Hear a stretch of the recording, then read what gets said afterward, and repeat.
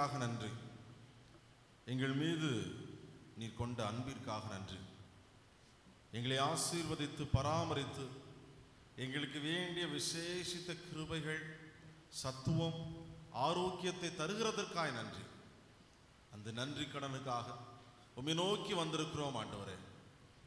கேட்கிற வார்த்தையின் மூலமாக என்னையும் எங்களையும் எங்கள் குடும்பத்தையும் ஆசீர்வதியும். வார்த்தையின் மூலமாக நாங்கள் எப்படி வெற்றி பெற வேண்டும் என்று எங்களுக்கு கற்றுத்தார். இயேசுவின் மூலம் ஜெபிக்கிறோம் நல்ல பிதாவே. யார் உட்காருவோம்.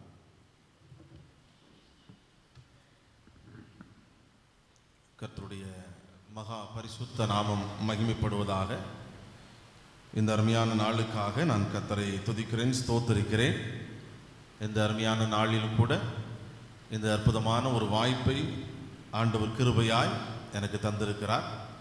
இந்த நாளிலே என்னை அன்போடு அழைத்திருக்கிற அன்பான பாசமான அன்பு ஐயா அவர்களுக்காகவும் அன்பான சபை ஊழியர் அவர்களுக்காகவும் நன்றியை தெரிவிக்கிறேன். மற்றும் திருச்சபை மக்கள் யாவருக்கும் திருநெல்வேலி திருமண்டலம் பாலியர் சங்கத்தின் சார்பாக வாழ்த்துக்களை தெரிவித்துக் கொள்கிறேன். பாலியர் சங்க ஊழியத்தில் அந்த ஊழியத்திற்காக நீங்கள் ஜெபிக்கிறீர்கள், இந்த ஊழியத்தை தாங்கு வருகிறீர்கள். இதனுடைய பலனை ஆண்டவர் நிச்சயமாக உங்களுக்கு தருவாராக. தொடர்ந்து சிறுவர் மத்தியிலே நடைபெறுகிற ஊழியங்களுக்காக நீங்கள் ஜெபித்துக் கொள்ள நான் உங்களை அன்போடு கேட்டுக்கொள்கிறேன். இந்த காலை ஆராதனையிலும் அது மட்டுமல்ல, இன்று மாலை நடைபெறுகிற உயிர்மீட்சி கூட்டங்கள், அந்த கூட்டத்திலும் ஆண்டவருடைய வார்த்தையை பகிர்ந்து கொள்ளும்படியாக ஆண்டவர் சித்தம் கொண்டார். இந்த நாளிலே ரொம்ப நாளைக்கு அப்புறம் நான் அன்பான சாரோடு நான் பகிர்ந்து கொண்டேன். கிட்டத்தட்ட 2013-14 அந்த வருஷம் இருக்கும்னு நினைக்கிறேன். நான் ஒரு 10 நாள் இங்கே விபிஎஸ் எடுத்தேன். மறக்க முடியாது. அந்த பிள்ளைகள்லாம் இன்றைக்கி ரொம்ப பெரிய பிள்ளைகள் ஆகியிருப்பாங்க. ரொம்ப சந்தோஷமாக இருந்தது. என்னுடைய சொந்த ஊர் கீழச்சொரண்டை. நான் பணி செய்கிற பணித்தளம் திசையன்விளை தெற்கு சபை மன்றம்.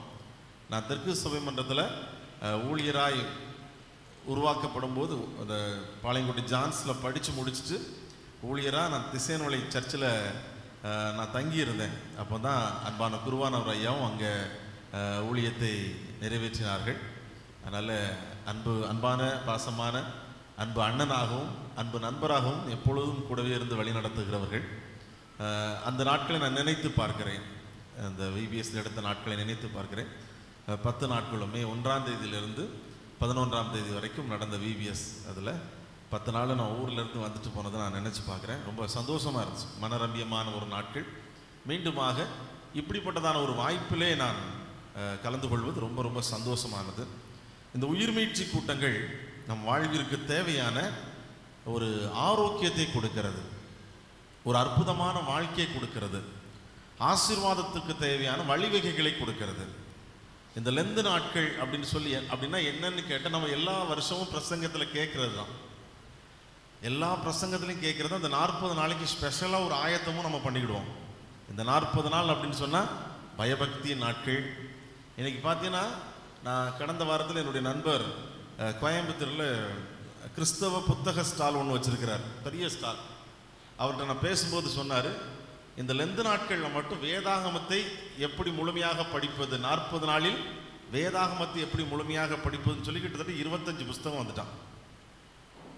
அது எப்படி இந்த லெந்து நாட்கள் 40 நாள் எப்படி படிக்கணும், அவ்வளோதான். அதுக்கு புத்தகங்கள் வந்துட்டு. பயபக்தி அப்படிங்கிறது இந்த லெந்து நாட்களில் மட்டும் அதிகமாக கூடிக்கொண்டு இருக்கிறது. எங்கள் ஊர் பக்கத்தில் ஒருத்தர் உண்டு. இந்த 40 நாள், இந்த கஸ்தி நாள் அப்படின்னு சொல்லி இந்த சாம்பர் பூதனை ஆரம்பிச்சிட்டுனா அவர் வெள்ளை வேஷ்டி வெள்ளை சட்டை தான் போடுவார். அவர் சட்டையில் ஒரு அழுக்க பார்க்க முடியாது. காலையில் ஒரு சட்டை போட்டார்னா சாயங்காலம் ஒரு சட்டை போடுவார். அப்படி இருப்பார், நீட்டாக இருப்பார். அவர் அந்த நடக்கிற ஸ்டைலே மாறிடும். காலையில் சாயங்காலம் சர்ச்சுக்கு தவறாமல் வந்துடுவார். இந்த லெந்து நாட்கள் முடிஞ்ச அடுத்த நாளில் பார்த்தீங்கன்னா அவர் போட்டிருக்க சட்டை காப்பி கலரில் இருக்கும். அது என்ன கண்டிஷன்னே கணிக்க முடியாது. அவர்கிட்ட கேட்டால், என்னுடைய பெற்றோர் சொல்லி தந்தது 40 நாட்களில் பயபக்தியாக இருந்தால் போதும், அது நம்ம வாழ்க்கையில் நன்மைகளை கொண்டு வரும். அப்படி அல்ல. இந்த நாட்கள் நமக்கு ஒரு ஆயத்த நாட்கள். இந்த நாட்கள் ஆண்டவரோடு இன்னும் எப்படி எப்படியெல்லாம் கிட்டி சேரணும் அப்படின்னு ஒரு பிளான் பண்ணுற நாட்கள். இந்த நாட்கள் நம்முடைய எதிர்கால நன்மைக்கு தேவையான நன்மைகளுக்கு வேதத்திலிருந்து அநேக சத்தியங்களை அறிந்து கொள்கிற நாட்கள். அவ்வளோ பொக்கிஷம் இந்த வேதத்தில் இருக்குது. இன்னைக்கு பார்த்தீங்கன்னா சின்ன சின்ன கம்பெனிஸ்ல இருந்து பெரிய பெரிய கம்பெனி வரை உள்ளவங்களுக்கு மட்டும் அவ்வளோ ஆலோசனைகளை எதுலேருந்து கொடுக்குறாங்கன்னா மோட்டிவேஷன் தாட்ஸ் ஃபுல்லாக பைபிள்லேருந்து கொடுக்குறாங்க. அவ்வளோ காரியம் இருக்கு. ஏன் இதை நான் அழுத்தி சொல்கிறேன் என்றால், வேதத்தில் அவ்வளோ மகத்துவங்கள் ஒளிந்திருக்கின்றன. நம்முடைய பிள்ளைகளையும் சரி, வாலிபர்களையும் சரி, குடும்பமாகவும் சரி, இந்த வேதத்தை எந்த அளவுக்கு நம்ம எல்லா நாளும் நேசிக்கிறோமோ அப்பொழுது ஆண்டவர் நமக்கென்று வைத்திருக்கிற நன்மைகளை தருவார். வேதத்தை ஏனோதானலாம் கிடையாது, இப்படிதான் படிக்கணும் அப்படிலாம் கிடையாது. நம் வாழ்விற்கு தேவையான சத்தியம் எப்படியும் படிக்கலாம். இந்த வாழ்விற்கு தேவையான மகத்துவமான காரியங்களை உணர்ந்து உணர்ந்து உணர்ந்து நம்ம படிக்க படிக்க படிக்க அநேக காரியங்கள் சொல்லப்பட்டிருக்கிறது. வாழ்க்கையில் ஒரு மனுஷன் சோர்ந்து இருந்தான்னா சங்கீதம் 18 படித்தா போதும். ஏன்னா அதில் அப்படி இருக்குது. என் பலனாகிய கர்த்தாவே உம்மில் அன்பு கூறுவேன். ஏன் அன்பு கூறணும்னு சொல்லி கிட்டத்தட்ட பார்த்தீங்கன்னா 40 பாயிண்ட் அதில் இருக்கு. ஒரே அதிக அந்த சங்கீதம் அந்த புத்தகத்தில் 40 காரியங்கள் இருக்கு.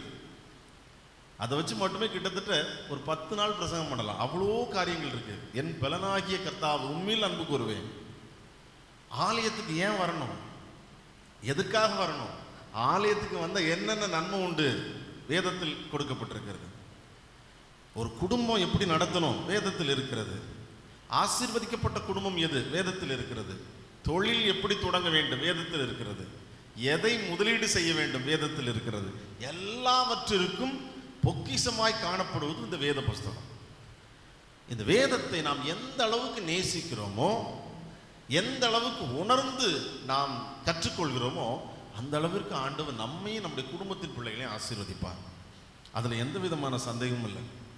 இன்னைக்கு காலையில் நான் தியானித்து கொண்டிருக்கும் இந்த நம்முடைய திருமண்டலம் நமக்கு கொடுக்கப்பட்டிருக்க ஒரு அற்புதமான தலைப்பை நாம் தியானிக்க போகிறோம். இப்போ மாலையில் என்ன தியானிக்கலாம்னு சொல்லும்போது, இன்றைய காலகட்டத்தில் நம்ம வாழ்க்கைக்கு என்ன தேவை அப்படி சொல்லி பார்த்தீங்கன்னா, வீழ்ச்சியிலிருந்து ஒரு எழுச்சி பெற்ற குடும்பமாய் நாம் எப்படி மாற முடியும்? நாம் குடும்பம் வெற்றி பெற வேண்டும் என்றால், ஆண்டவரை நிலைக்க வேண்டும் என்றால், வேதத்தில் ஒரு வசனம் இருக்கு, தன்னை நிற்கிறோம் என்று சொல்லுகிறவன் விழாதபடிக்கு எச்சரிக்கையா இருக்க கடவுள். நம்ம குடும்பம் ஆசீர்வதிக்கப்படணும்னா நாம என்ன செய்யணும்னு சொல்லி இன்னைக்கு நாம் தியானிக்க இருக்கிறோம். இன்னைக்கு அநேக குடும்பத்திற்கு தேவையான ஒரு சத்தியம்தான். ஏனென்றால் முன்னால் உள்ள காலகட்டம்லாம் வேற, ஆனால் இப்போ டோட்டலாக சேஞ்ச். டிசம்பர் மாதம் அடிக்க வேண்டிய குளிர் பிப்ரவரி மாதம் லாஸ்ட் வரைக்கும் அடிக்குது. கொரோனான்னு ஒரு காலத்தில் நமக்கு பெரியவங்க காலத்தில் சளி காய்ச்சல்லாம் உண்டு. இப்போ கொரோனா 7 டைம் வந்துச்சு, 7வது அலை வந்துச்சு. அது நமக்கு இன்னும் நமக்கு சரியா தெரியாது. ஒவ்வொரு புயலுக்கும் ஒவ்வொரு பேர். எப்படிப்பட்ட காலத்தில் வாழ்ந்துகிட்டு இருக்கிறோம்? கடைசி காலத்தில் வாழ்ந்துகிட்டு இருக்கோம். ஆனால் இன்னைக்கும் சிலர் சொல்லுவோம், ஆண்டவர் வருகிறான்னு சொல்லிட்டு சின்ன வயசுல சொல்லிகிட்டே தான் இருக்கும். அதற்குரிய அறிகுறிகள் நடந்தேறி கொண்டே இருக்கின்றன. ஒவ்வொரு வியாதி, கால சூழ்நிலை எல்லாம் மாறி மாறி மாறி வருகிறது. நாம் ஆண்டவர் மீது கொண்ட அன்பு எப்படிப்பட்டதா இருக்கிறது?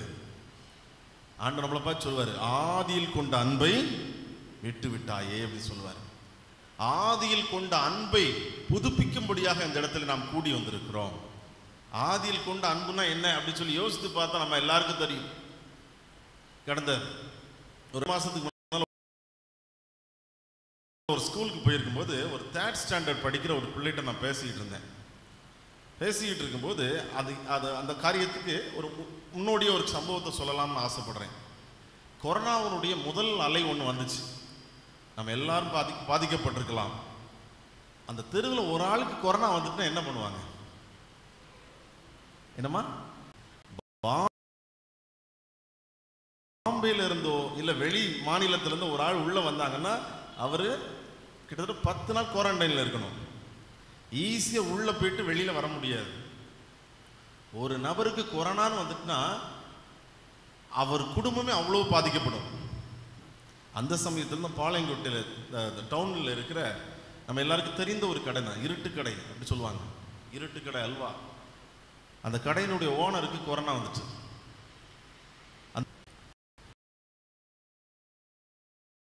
தனிமைப்படுத்தி ரூமில் வச்சுட்டாங்க. அந்த பேரன் தான் சாப்பாடு கொண்டு கொடுப்பாராம்.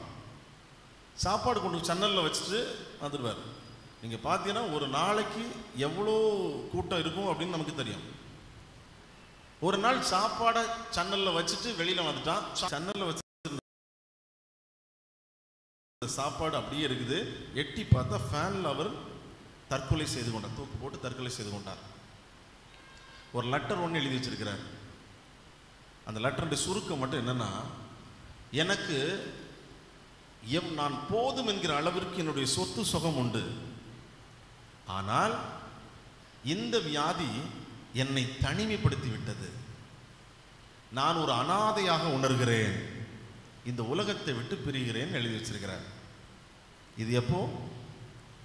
கொரோனாவுடைய முதல் அலை. 2 மாதத்துக்கு முன்னால் நான் அந்த ஸ்கூலுக்கு போயிட்டு ஒரு பிள்ளைகிட்ட கேட்டேன். ரொம்ப இருமிக்கிட்டே இருந்தா. ஏம்மா இருமுற? உடனே அந்த பாப்பா சொன்னா, ஒருவேளை கொரோனாவாக இருந்தாலும் இருக்கும். ஒருவேளை. என்னம்மா இப்படி சொல்கிற? அதுக்கு மாத்திரை சாப்பிட்டா சரியாயிடும். முதல் அலை கொடூரமாய் தெரிந்தது. 7ஆம் அலை அது என்ன செய்யும்? இன்னைக்கு ஆதியில் கொண்ட அன்பு பெல் அடிக்கிறதுக்கு முன்னால சர்ச்சுக்கு போகணுங்கிற ஒரு வேகம் இருக்கும்.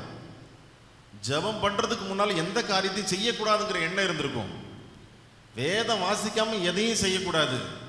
குடும்ப ஜெபம் இல்லாம தூங்கக்கூடாது. டிவி எல்லாத்தையும் ஆஃப் பண்ணுங்க, வாங்க ஒரு இடத்துல உட்காருங்க அப்படிங்கிற அளவுக்கு ஆதியில் கொண்ட அன்பு பயபக்தியோடு இருந்திருக்கலாம். இன்னைக்கு நம்முடைய அன்பு ஆண்டவர் மீது எப்படிப்பட்டதா இருக்கிறது? ஆனா ஒன்னே ஒன்று மட்டும் புரிஞ்சுக்கிடணும். காலங்கள் மாறினாலும் நாகரிகங்கள் எவ்வளவுதான் வளர்ந்தாலும் நம்ம வாழ்க்கையில் நம்மை பாதுகாப்பது பராமரிப்பது ஆண்டுடைய கிருபை மாத்திரமே. ஒரு நாளைக்கு 24 மணி நேரம் நான் அதிகமாக இந்த காரியங்களை அழுத்தி சொல்றது உண்டு. ஒரு நாளைக்கு 24 மணி நேரம். என்னுடைய நண்பர்கள் மருத்துவர்களாக நிறைய பேர் இருக்கிறாங்க. இந்த கொரோனா காலகட்டத்தில் ஏன் அதை அழுத்தி சொல்கிறேன்னா, அது ரொம்ப வேல்யூபிளான நாட்கள். என் நண்பர்களெலாம் பேசுறது உண்டு. அப்போ அவன் சொல்லுவான், திருச்சியில் இருக்கிறார், அவர் சொல்லுவார், எப்பா இன்னைக்கு பெட்டில் பார்த்தீங்கன்னா 100 பேர், இடம் இல்லை, வெளியில் கிட்டத்தட்ட 150 பேர், ஆக்சிஜன் இல்லாமல் இன்னைக்கு நிறைய பேர் மரிச்சு போயிட்டாங்க. ஒரு ஃபேமிலிலாம் வந்து எத்தனை லட்சம் வேணாலும் தாரோம் எங்கள் அப்பாவை காப்பாற்றுங்கன்னு சொன்னாங்க. அத்தனை லட்சத்துக்கு ஆக்சிஜன் கொடுக்க வேண்டிய அந்த எக்யூப்மெண்ட்ஸ் எங்கிட்ட இல்லை. 1 மணி நேரத்துக்கு சுவாசிப்பதற்கு 2500 முதல் 3000 வரைக்கும் செலவழித்தார்களாம். அப்போ யோசித்து பாருங்க, 1 மணி நேரத்துக்கு 2500 ரூபான்னா 24 மணி நேரத்துக்கு நாம் சுவாசிப்பதற்கு எவ்வளோ காரியத்தை கடவுளுக்கு கணக்கு கொடுக்கணும். அப்படித்தானே? ஆண்டவர் நம்ம எவ்வளவாய் நேசிக்கிறார். சாதாரணமா இல்ல, ஒவ்வொரு அசைவுகளிலும் ஆண்டவருடைய கிருபை இருக்கிறது. நம்முடைய உள் உறுப்புகளை இயக்கி கொண்டிருக்கிறார், பாதுகாத்து கொண்டிருக்கிறார், பராமரித்து கொண்டிருக்கிறார். நம்ம எல்லாருக்கும் வேண்டிய விசேஷித்த பலன், ஆரோக்கியம், சத்துவத்தை தருகிறார். இதை உணர்ந்து பார்த்தோமானால் ஆண்டவர் மேல இன்னும் அன்பு வைப்போம், ஆண்டவர் இன்னும் கிட்டி சேருவோம். ஆண்டவர் தான் என்னை நடத்துகிறார் அப்படின்னு நம்ம சொல்லுவோம். ஆண்டவருடைய கிருபை இல்லாமல் இந்த உலகத்துல ஒரு நொடி போடு பொழுது நம்ம வாழ முடியாது. ஏன் நம்ம ஆண்டவர் நேசிக்கணும்? நம்மை மகனாக மகளாக மாற்றி இருக்கிறார். நம்ம தூரம் போனாலும் நம்ம நேசிக்கிறவர் அவர். இப்படிப்பட்ட காரியங்களை உணர்ந்து பார்க்கும் நாட்களே இந்த உயிர் பீழ்ச்சியின் நாட்கள். இதை எந்த அளவுக்கு நாம் நேசிக்கிறோம், இன்னும் எந்த அளவுக்கு ஆண்டவரிலே கிட்டிச் சேருகிறோமோ அந்த அளவுக்கு ஆண்டு நம் வாழ்க்கையில் நன்மைகளை தருவார். பைபிள்ல வசனம் இருக்குது, கர்த்தர் நன்மையானதை தருவார். அவர் நன்மையை தந்துட்டார்னா அதனோட வேதனையை கூட்டார். வேதனை கூட்ட மாட்டார். அவர் தருகிற நன்மை நமக்கு ஆரோக்கியத்தை கொடுக்கும். அவர் தருகிற நன்மை நம்ம வாழ்வில் அனுக்கிரகத்தை கொடுக்கும். அவர் தருகிற நன்மை எதிர்கால பயத்தை மாற்றும். அப்படிப்பட்ட அன்புள்ளவர் ஆண்டவர். அப்படிப்பட்ட ஆண்டவரோடு இந்த நாட்களில் இன்னும் கெட்டி சேருவோம். வேதத்தை முறையாக நீங்க வாசிப்போம். பிள்ளைகளை வேதத்தை நேசிக்கிறவங்களா மாற்றுவோம். எப்படிப்பட்டதான ஒரு இக்கட்டான சூழ்நிலை வந்தாலும், வேலை பளுகள் இருந்தாலும், வேதத்தை வாசிக்க மறந்துடவே கூடாது. வேதம் நம்மளை நேசிக்கும். அது நமக்கு தேவையான ஆரோக்கியத்தை தரும், ஆசீர்வாதத்தை தரும். இந்த நாளிலே நமக்கு திருச்சபை தந்திருக்கிற தலைப்பு துன்புறுவோருடன் இணைந்து கொள்வோம். யாருக்கு? யாரு கூட? நான் இதை யோசித்து பார்த்தேன். ஏன்னா நான் பெரும்பாலுமே நான் என்ன செய்யறதுன்னா, நிறைய ஃபேமிலி ரிலேட்டிவ்ல பேசுறதுனால எல்லா காரியங்கள்லையும் குடும்பம் ஒரு திருச்சபை அப்படிங்கிறது இணைத்தே ஆண்டுடைய வார்த்தையை பகிர்ந்து கொள்வது உண்டு. இந்த காரியத்தை நான் தியானித்து பார்க்கும் பொழுது இதுல ஒரு 4 கேரக்டரோடு இந்த சம்பவம் வருகிறது. எஸ்தர் சம்பவத்தை நம்ம எல்லாரும் வாசித்திருப்போம். அன்பான ஐயா சார்லாம் நல்ல நிறைய வேத சம்பவங்களை உங்களுக்கு கற்று தந்திருப்பார்கள். அநேக சத்தியங்களை கேட்டிருப்பீர்கள். இன்னைக்கு அதுல இருந்து ஒரு சில காரியத்தை நாம் பார்க்க போகிறோம். இந்த சத்தியத்துல பாத்தீங்கன்னா, அகாஸ்வேரு அப்படிங்கிற ஒரு ராஜா, மொர்தெகாய் அப்படிங்கிற ஒரு மனுஷன், ஆமான் அப்படிங்கிற மனுஷன், இதுக்கு இடையில எஸ்தர் அப்படிங்கிற ஒரு ராஜாத்தி, இவர்களை சுற்றிலும் இந்த கதை பின்னப்பட்டிருக்கிறது. இந்த சம்பவத்திலே பார்த்தீர்கள் என்று சொன்னால் எப்படிப்பட்ட சூழல்? ஒரு இன படுகொலை நடைபெற இருக்கிற சூழல் அப்படிதான் சொல்லலாம். யூதர்கள் என்ற மக்களை கொல்ல துடிக்கிறான் ஒரு மனிதன், ஆமான் என்கிற ஒரு மனுஷன். அந்த மனுஷன் இருந்து தன் இன மக்களை எப்படியாவது காப்பாற்ற வேண்டும் என்று துடிக்கிற மொர்தெகாய். மொர்தெகாய் நம்பி இருப்பது கர்த்தருடைய கிருபையையும் தானே உள்ளே அனுப்பின தன்னுடைய மகள் எஸ்தர் என்பவர்களையும். இவங்களுக்குள்ள நடக்கிற ஒரு காரியத்தை தான் இந்த சம்பவமாக நமக்கு பார்க்கிறோம். இந்த ராஜா அவர் என்ன நினைக்கிறாரோ செய்யணும் அப்படின்னு நினைக்கிறவர், இந்த நேரத்தில் எனக்கு இது வேணும் அப்படின்னு இருக்கிறவர், அந்த நேரத்தில் அது கிடைக்கலன்னா என்ன வேணாலும் செய்வார். யார் என்ன சொன்னாலும் நம்புவார். ஒரு மனுஷன், ஆமான் அப்படிங்கிற ஒரு மனுஷன், நான் வேகமா சொல்லி முடிக்கிறேன். ஆமான் அப்படிங்கிற மனுஷன் அரண்மனையிலிருந்து வெளியில வரான். வெளியில வரும்போது வாசல்ல ஒருத்தன் உட்கார்ந்துருக்கான். போகும்போது எல்லாரும் வணக்கம் சொல்றாங்க, இவன் மட்டும் கையை தூக்கல. ஏனென்றால் நான் என்னுடைய தேவனை தவிர யாரையும் வணங்க மாட்டேன் என்கிற ஒரு வைராக்கியம். அதே இடத்துல மறுபடியும் இந்த ஆமான் சுற்றி இருக்கலாம், இவன் வணங்கவே இல்லை. இவன் யாரு, என்ன ஏது? சில நேரங்களில் பார்த்தீங்கன்னா சில சூழல்கள் நாம நல்லா தான் போய்கிட்டு இருப்போம். நாம தெரிந்தோ தெரியாமலோ நம்முடைய சில அசைவுகள் வேறு விதமாய் தெரிந்திருக்கலாம். இதை மனசுல வச்சுக்கிட்டு கிரிமினலா யோசிக்கிற ஒரு சில கூட்டங்கள் நம்மை சுற்றி இருக்கும், அது நமக்கே தெரியாது. இந்த ஆமான் சுற்றி பார்க்கிறான், இவன் யாரு என்ன ஏது அப்படி சொல்லி விசாரிக்கும் போது அவன் ஒரு யூதன். எனக்கு அவன் வணக்கம் சொல்லல, ஆட்கள்கிட்ட சொல்லி அனுப்புறான், நான் யாரையும் வணக்கம் சொல்ல மாட்டேன்னு சொல்லி முடிச்சிடுறான்.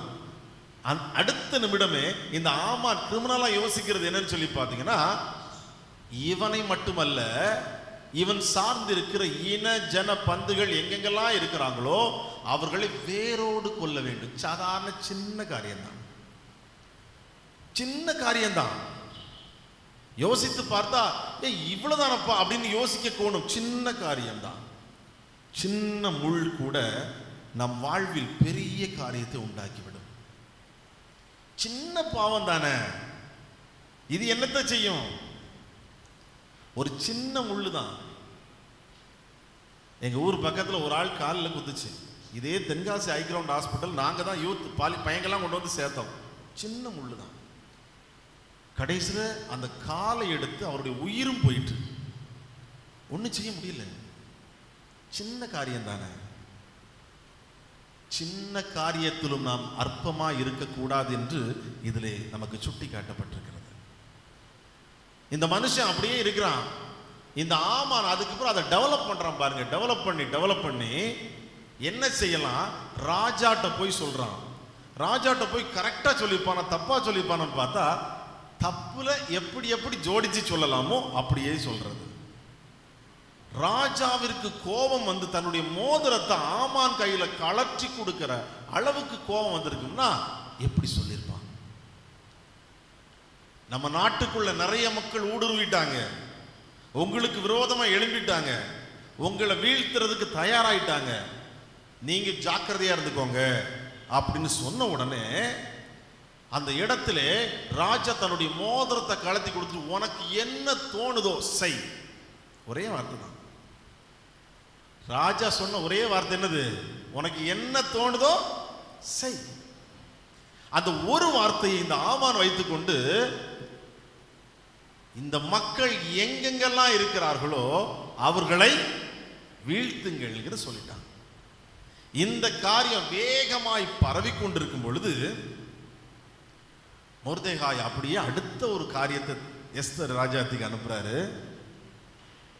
நம்முடைய ஜனங்கள் எல்லாம் சாகும் பொழுது, நம்முடைய ஜனங்கள் எல்லாம் சாகும் பொழுது நீ மாத்திரம் நலமாய் இருப்பது உனக்கு நல்லதோ? ஒரு கேள்வியை கேட்கிறார். அதுக்கு பிறகு இந்த எஸ்தர் ராஜாஜி சொன்ன காரியம் 3 காரியத்தை மட்டும் நம்ம பார்க்க போறோம். ஏன் அப்படின்னா, தன்னுடைய ஜனங்களை காப்பாற்ற, தன்னுடைய இனத்தை காப்பாற்ற, கொடூரோடின் கையிலிருந்து தம் மக்களை சேஃப்டி பண்றதுக்கு இந்த எஸ்தர் ராஜாத்தி சொன்ன 3 காரியம். எஸ்தர் ராஜாத்தி யூத ஜனங்களை காப்பாற்ற அந்த வார்த்தைகளை பயன்படுத்தினார். இன்னைக்கு நம்மையே அறியாம நம்முடைய குடும்பத்திற்குள்ளாக சில காரியங்கள் ஊடுருவி விட்டது. நம்மை எப்படி எப்படி வீழ்த்தலாம் என்று சொல்லி ஒவ்வொரு ரூபத்துல ஊடுருவி கிடக்கிறது. ஒன்று செல்போன் மூலமா இருக்கலாம், ஒன்று டிவி மூலமா இருக்கலாம், இன்னும் தவறான நட்பு மூலமாக இருக்கலாம், தேவையற்ற விவாதங்கள் மூலமாக இருக்கலாம். ஏதோ ஒரு வழியில் நம்முடைய குடும்பத்தை வீழ்த்துவதற்கு நமக்குள்ளே ஊடுருவி காணப்படும், நமக்கே தெரியாது. இந்த நேரத்தில் எஸ்தர் ராஜாத்தி என்ன டிசிஷன் எடுத்தாலோ, யூத ஜனங்களை காப்பாற்ற எஸ்தர் ராஜாத்தி என்ன டிசிஷன் எடுத்தாலோ அதே டிசிஷனை எடுக்க வேண்டியது அவசியமாய் இருக்கிறது. சின்ன காரியம் தானே, விட்டுற முடியாது. ஒரு குடும்பத்தை கட்டுவதற்கு, நம்முடைய குடும்பத்தை உருவாக்குவதற்கு சாதாரணமா முடியாது. ஆண்டுடைய கிருபை இருக்கணும், ஆண்டுடைய பலன் இருக்கணும், ஆண்டுடைய சத்துவம் இருக்கணும். அப்படிப்பட்டதாய் தான் நம்முடைய குடும்பம் இணைக்கப்படும். இந்த குடும்பத்தை சீரழிப்பதற்கு பிசாசானவன் ஏகப்பட்ட தந்திரங்களை கொண்டு வருவான். பிள்ளைகளை டார்கெட் பண்ணுவான், வாலிபர்களை டார்கெட் பண்ணுவான், பெரியவர்களை டார்கெட் பண்ணுவான், கணவன் இல்லைன்னா மனைவியை டார்கெட் பண்ணுவான், இல்லைன்னா நம்ம செய்யற தொழில கை வைப்பான், எதிர்கால பயத்தை உண்டாக்குவான். எதிர்காலம் பயம் மட்டும் வந்துச்சுன்னா நம்ம வாழ்க்கையில் அடுத்த ஸ்டெப் போக முடியாது. இந்த யூத ஜனங்கள் எதிர்கால பயத்தோடு நடுங்கி கொண்டிருக்கிறார்கள். இதை போல சில வேளைகள் நம்முடைய குடும்பத்திலும் நாம் நடுங்கி கொண்டிருக்கலாம். ரெண்டையும் சேர்த்தே பார்ப்போம். எத்தனை குடும்பத்தில் அப்படி இருக்கலாம்? ஒரு வருஷத்துக்கு முன்னால திடீர்னு ஒரு ஃபோன் வந்துச்சு. அந்த ஃபோன் எடுத்து அட்டன் பண்ணேன். ஜோசப் நல்லா இருக்கீங்களா அப்படின்னு சொல்லிட்டு, யாருன்னு சொல்லி விசாரிச்சு பார்த்து, யார் சார் அப்படின்னு சொல்லி கேட்டேன். வேற ஒரு நம்பர், அந்த சாருடைய நம்பர் நான் சேவ் பண்ணி வச்சிருக்கேன், வேற ஒரு நம்பர்லேருந்து வந்துச்சு. யாருன்னு சொல்லி பார்த்து அவங்க டெல்லியில் வேலை பார்க்குறவங்க, ஏற்கனவே என்னோடு நல்லா பழகிருந்தாங்க, பேசியிருந்தாங்க. அவங்களுடைய சம்பளம் மட்டுமே கிட்டத்தட்ட 3 லட்சம் ரூபாய்க்கு மேலே இருக்கும். திடீர்னு ஃபோன் பண்ணாங்க, எப்படி இருக்கீங்க, ஊழியங்கள்லாம் நல்லா போயிட்டு இருக்கா தம்பி அப்படின்னு சொல்லி, நல்லா போயிட்டு இருக்கு சார், தொடர்ந்து ஜோம் முடிக்க பேசிக்கிட்டு இருக்கும்போது ஜோசப் ஃப்ரீயாக இருக்கியான்னு கேட்டாங்க. ஃப்ரீயாக இருக்கேன் சார், சொல்லுங்கள் சார் அப்படின்னு. இல்லைப்பா, கொஞ்சம் மனசுக்கு கஷ்டமாக இருக்குது, ஒரு மன உளைச்சலாக இருக்குது, என்ன செய்யறதுன்னு தெரியல, உன்கிட்ட பேசணும் போல தோணுச்சுன்னாங்க. நான் பேசினேன். பேச பேச பேச எனக்கு ஒரு பயம் கொடுத்துச்சு. ஏன் அப்படின்னா, அவ்வளோ வசதியான அந்த ஆசிரியருக்குள்ள ஒரு மரண பயம் இருக்கிறது. வீட்டுக்கு போக மனசு இல்லை. 2 நாள் பஸ் ஸ்டாண்டில் நான் படுத்திருந்தேன்னு சொன்னாங்க. எனக்கு தூக்கி வாரி போட்டுட்டு அவங்க சொல்றாங்க, 2 நாள் நான் பஸ் ஸ்டாண்டில் படுத்திருக்கேன், வீட்டுக்கு போக மனசு இல்லை, வீட்டை பார்த்தா யாரோ நிற்கிற மாதிரி, எனக்கு வாசலை தடுக்கிற மாதிரி ஒரு மரண பயம் இருக்கிறது, என்னுடைய குடும்பத்தை நேசிக்க முடியல அப்படின்னாங்க. நான் உடனே சொன்னேன், இது வேற எதுவுமே இல்லை சார், நல்லா ஜெபம் பண்ணுங்க, கடிந்து கட்டி ஜெபம் பண்ணுங்க. பிசாசு இந்த நாட்களில் குடும்பத்தை உடைப்பதற்கு சில ஆயுதங்களை மேற்கொள்ளுவான். அதுல முதல் ஆயுதம் நம்முடைய பெயருக்கு களங்கம் விளைவிப்பது. அதாவது நற்பெயருக்கு களங்கம் விளைவிப்பது முதல் ஆயுதம். ரெண்டாவது, தான் நினைச்சது நடக்கலையே அப்படிங்கிற ஒரு ஏக்கம். மூன்றாவது, இந்த உலகத்தில் வாழ்வதை காட்டில் வேற எங்கேயாவது போயிடலாமே அப்படிங்கிற ஒரு மரண பயம். இந்த 3 ஆயுதத்தை கொண்டு வருவான். அந்த ஆசிரியர்கிட்ட நான் சொல்லிட்டு, நீங்க ஜெபம் பண்ணுங்க சார் சொன்னேன். தொடர்ந்து ஜெபம் பண்ணாங்க. இன்னைக்கு கடவுளுடைய கிருபைனா நல்லா இருக்காங்க. இதே போலதான் அநேகருடைய குடும்பத்திற்குள்ளாக ஊடுருவி இந்த காலகட்டத்தில் குடும்பத்தை எப்படி எப்படி வீழ்த்தலாமோ என்று கர்ச்சிக்கிற சிங்கத்தை போல, ஆமானை போல வகை தேடி சுற்றி கொண்டிருக்கிறான். அந்த நேரத்தில் எஸ்தர் ராஜாத்தி என்ன டிசிஷன் எடுத்தாங்கிறத யோசித்து பார்க்கணும்.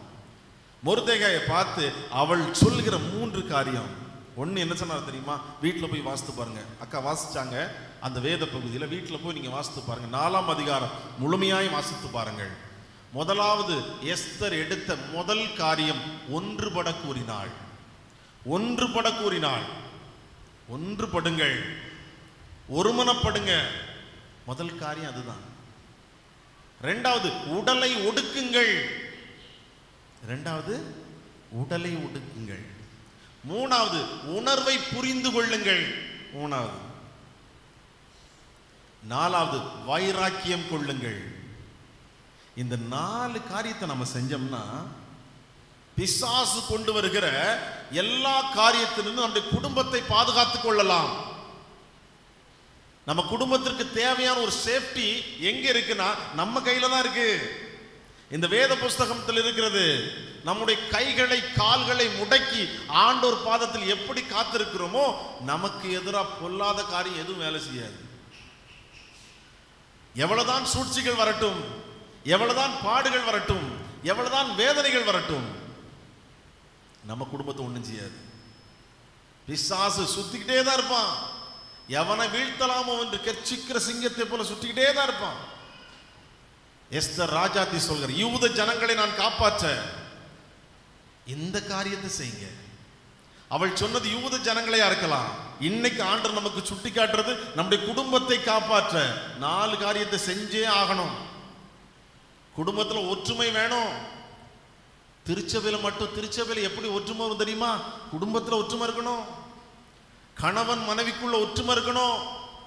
பிள்ளைகளுக்குள்ள ஒற்றுமை இருக்கணும். பெற்றோர் சொல்வதை கேட்டு பிள்ளைகள் நடக்க வேண்டும். பிள்ளைகள் பெற்றோரின் அன்பை உணர்ந்து கொள்ள வேண்டும். ஒருமனப்பட வேண்டும். யார் வீட்டிலலாம் குடும்ப சபை இல்லை கையை வைத்துங்க நான் சொல்லவே மாட்டேன். எந்த சர்ச்சிலையும் சொல்ல மாட்டேன். குடும்ப சபை இல்லாத வீடு, கூரை இல்லாத வீடு, அதை மட்டும் புரிஞ்சுக்கோங்க. குடும்ப ஜபம் வேணுமா வேண்டாமா அப்படிங்கிறது புரிந்து கொள்ளுங்கள். ஆண்டவர் சமூகத்தில் ஒன்றுபடுங்கள். ஏன் ஒன்றுபடணும்? எப்போ ஒன்றுபடணும்? எப்பவும் காலையில மாலையில ஆண்டவர் சமூகத்தில் காத்திருங்கள். எதற்காக? குடும்பத்தை காப்பாற்றுவதற்காக. யூத ஜனங்களை காப்பாற்ற எஸ்தர் ராஜாத்தி ஒன்றுபட கூறினாள். எங்கெல்லாம் மக்கள் இருக்கீங்களோ எல்லா மக்களை கூட்டுங்கள்னு சொன்னா. இன்னைக்கு நாம சொல்ல போறது அதுதான். எங்கெல்லாம் திருச்சபை மக்கள் இருக்கிறீர்களோ அவர்களுக்கு இந்த செய்தியை சொல்லுங்கள். ஒன்றுபட சொல்லுங்கள். ஒருமனப்பட்டு ஆண்டவரிடத்தில் கேட்கும் பொழுது அந்த இடம் அசைந்தது. அப்போஸ்தலர் நடவடிக்கைகளை பார்க்கிறோம். இடம் அசைந்தது. ஒருமனப்பட்டு ஆண்டவரிடத்தில் கேட்கும் பொழுது தடைகள் உடைக்கப்படும்.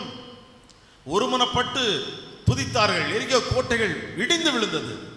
ஒருமனப்பட்டு நடந்து போனார்கள். கடல் 2ஆய் பிரிந்தது. ஒரு மனம் ரொம்ப ரொம்ப முக்கியமானது.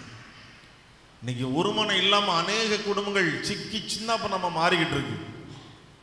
ஒரு மனம் ரொம்ப ரொம்ப ரொம்ப முக்கியமானது.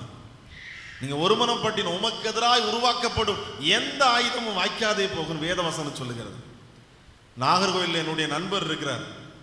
ஒரு வைராக்கியமான ஒரு இயக்கத்தில் இருந்து ரட்சிக்கப்பட்டு ஊழியத்திற்காக வந்துட்டார். அவருடைய தம்பி அதே இயக்கத்தில் தான் இருக்கிறார். அப்ப இவருக்கு என்ன ஆசைன்னா வைராக்கியம் ஊழியம் செய்யணும்னு ஒரு ஆசை. அன்னை வீடு இப்படின்னா தம்பி வீடு இப்படி நேர் எதிரு. அன்னைங்கார் ஊழியக்காரனை மாறிட்டோன்னு தம்பிக்காரட்ட எல்லாரும் சொல்லி, ஏய் உன் அண்ணன் ஊர் ஊரா ஏசு ஏசுன்னு சொல்லிக்கிட்டு இருக்கான்பா, நீ அவனை திருத்து. என்ன செய்யறது? அவனை கால் கை ஏதாவது முடமாக்கி வீட்டுக்குள்ள போட்டுரு. அவ்வளவுதான், வேற எங்கேயும் போக மாட்டோம்ல. தம்பிக்கார் முடிவு பண்ணாரு. யார்கிட்ட போய் கேட்கலாம்? ஊர்ல ஒரு முக்கியமான ஒரு ஆள்கிட்ட போய் கேட்டு, இங்க போ அங்க மந்திரிச்சு சில காரியங்களை தருவாங்க, அதை உங்க அண்ணன் வீட்டில் செஞ்சு வச்சிரு, அதுக்கு பிறகு பாரு. அதே மாதிரி போனான். அங்க மந்திரிக்கப்பட்ட ஒரு 7 எலுமிச்சை பழத்தை எடுத்தான்னா அவன் வீட்டு சோகத்தில் வச்சு அப்படி வரிசையா அடுக்கி வச்சாச்சு. அண்ணன் மனைவி காலையில வீட்டை தூக்குறதுக்காக காலையில் எந்திரிச்சு வெளியில வர்றாங்க.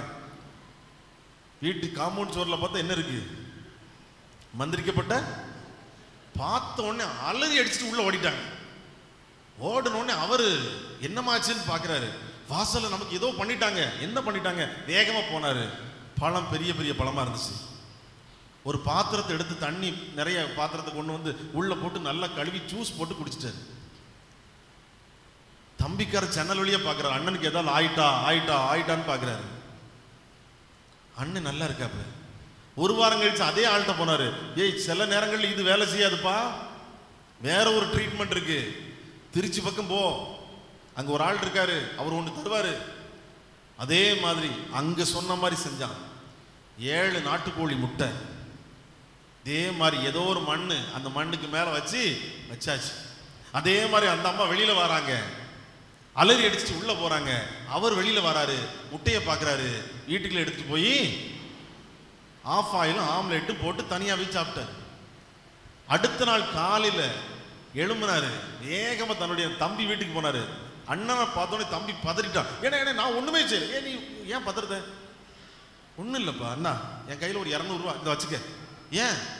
இங்கே பாரு, நானும் கடையாக தேடி பார்க்க நல்ல எலுமிச்சை பழம் கிடைக்க மாட்டேங்குது, நாட்டுக்கோழி முட்டை ஒரிஜினல் முட்டை கிடைக்க மாட்டேங்குது. உனக்கு எங்கே தான் கிடைக்கும் தெரியல. எதை வாங்கினாலும் வாசலில் வைக்காத, வீட்டுக்குள்ள என் கையில் கொண்டு தந்துட்டு போ, உடஞ்சிட போகுது, வேஸ்ட்டாக போயிடும். அப்போ உனக்கு ஒன்றுமே செய்யலையா? எனக்கு என்னப்பா செய்யும்? என்னன்னு சொல்ற? ஏன் நான் வணங்குற தெய்வம் சாதாரண தெய்வம் இல்லப்பா, என்ன நேசிக்கிறவர். காலையிலே சாயங்காலம் நாங்க குடும்பமா ஜெபம் பண்றோம், ஆண்டவரை தேடுறோம். என் பிறந்த பிள்ளை அவளை கூட நான் முன்னால கிடத்திட்டு தானே ஜெபம் பண்றோம். நான் ஆண்டவரை தேடும் போது எனக்கு எதிராக மந்திரம் எதுவும் உண்டா?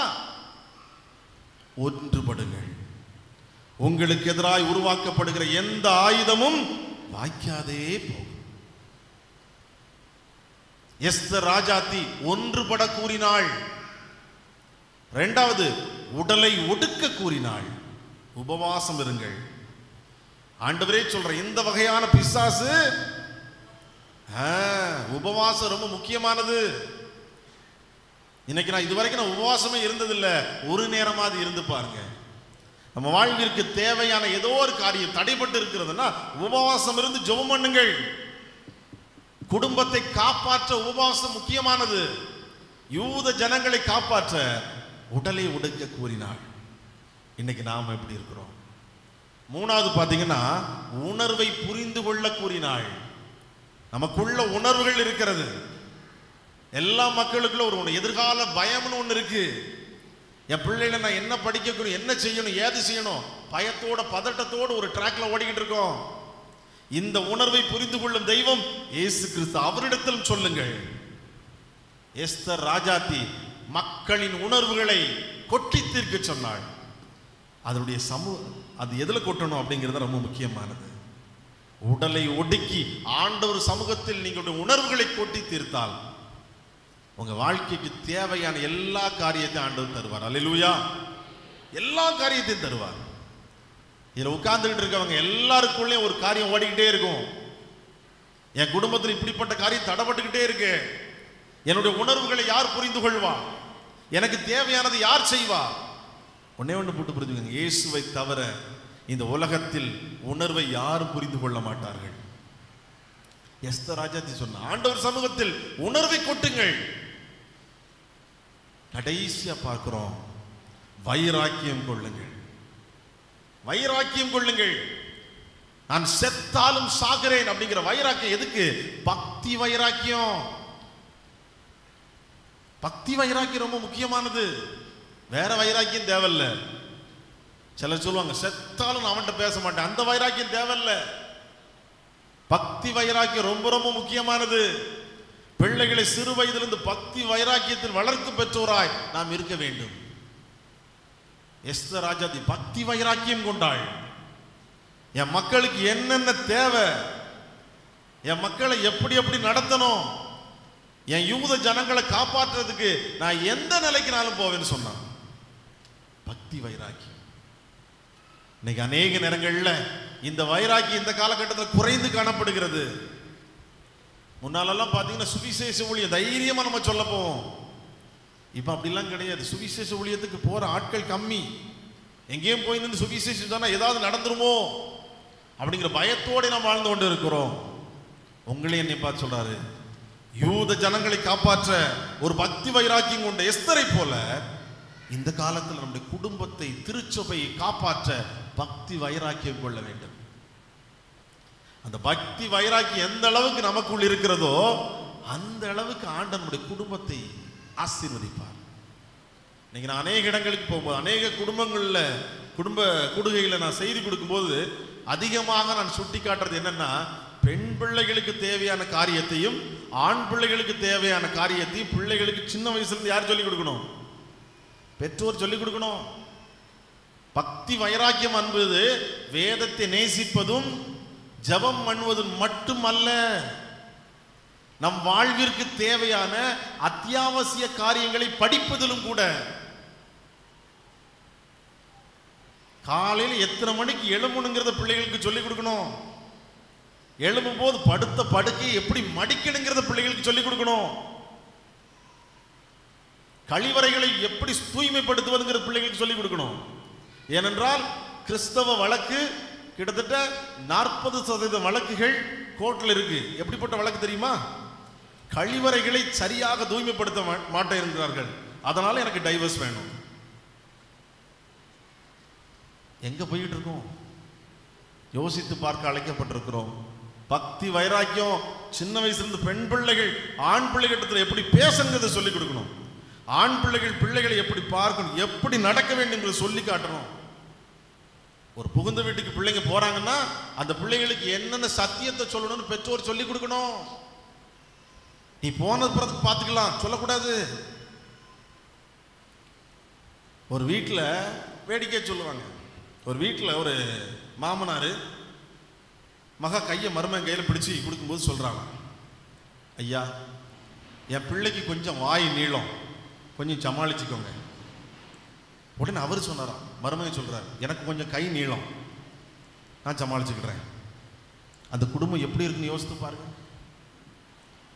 2 மாதத்துக்கு முன்னால கோர்ட்ல நடந்த என்னுடைய நண்பர் வக்கீலா இருக்கிறார். அவன் சொன்ன ஒரு சுவாரஸ்யமான காரியம். 2 வருஷத்துக்கு முன்னாடி கோர்ட்டுக்கு ஒரு விவாகரத்து வழக்கு போயிட்டு, ஒரு குடும்பத்தில், கிறிஸ்தவ குடும்பத்திலிருந்து போயிட்டு, என்ன விவாகரத்து வழக்கு அப்படின்னு சொன்னா, மனைவிக்கு ரசம் வைக்க தெரியல, அதனால எனக்கு டைவர்ஸ் வேணும்னு கேட்கறான். யாரு மாப்பிள்ள இந்த பொண்ணுகிட்ட கேட்கிற ஜட்ஜி. அவ சொல்றா, எனக்கு ரசம் வைக்க தெரியாது, எங்க அம்மா எனக்கு சொல்லி தரல. இவன் சொல்றான், எங்க அம்மா வைக்கிற ரசம் மாதிரி எனக்கு ரசம் வச்சு வேணும், அப்பதான் இவ கூட வாழ்வேன். இந்த ஜட்ஜி அவரு ஒரு முக்கியமான மதத்தில் உள்ளவர். அவர் பைபிளை தரவா படிச்சவர். எங்க படிச்சவர்? கிறிஸ்தவ பள்ளிக்கூடத்தில் படிச்சாராம். அவரு உடனே எடுத்தங்கன்னு சொல்லல, அவர் ஒரு வார்த்தையை சுட்டி காட்டி இருக்கிற. என்ன வார்த்தை தெரியும்? பழகிக்கிடணும். குடும்பமா சந்தோஷமா இருக்காங்க.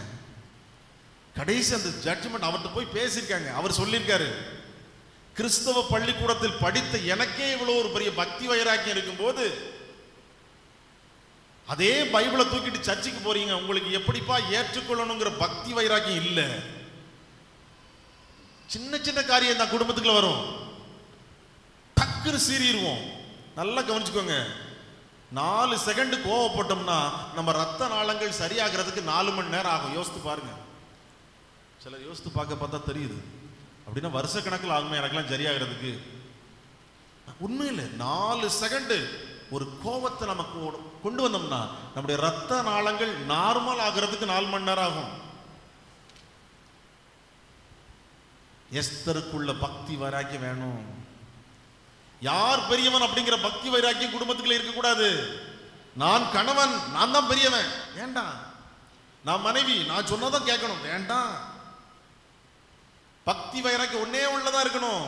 தேவனை சார்ந்திருப்பது, இயேசுவை அறிவிப்பது, குடும்பத்தை ஆரோக்கியமாய் கொண்டு செல்வது, இதுதான் பக்தி வைராக்கியம்.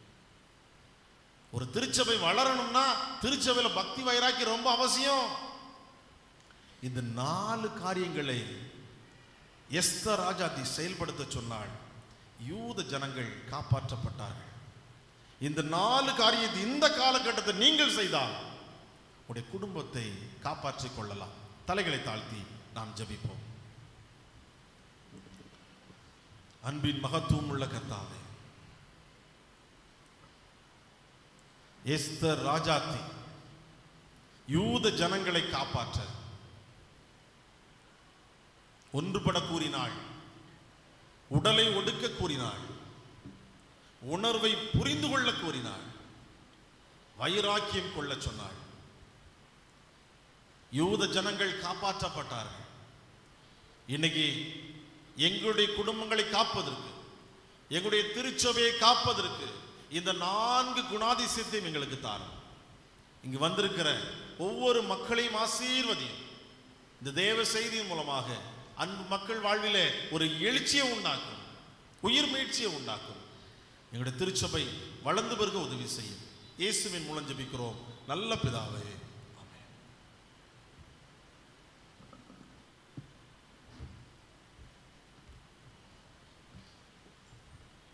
நம்ம என்னுடைய காணிக்கையும் செலுத்தும்படியாக நாம் எழுந்து நின்று கீதங்கள் 147 பாடுவோம். கீதங்கள் 147. அப்பொழுது நம்ம என்னுடைய காணிக்கையும் தேவ சமூகத்தை அர்ப்பணிப்போம்.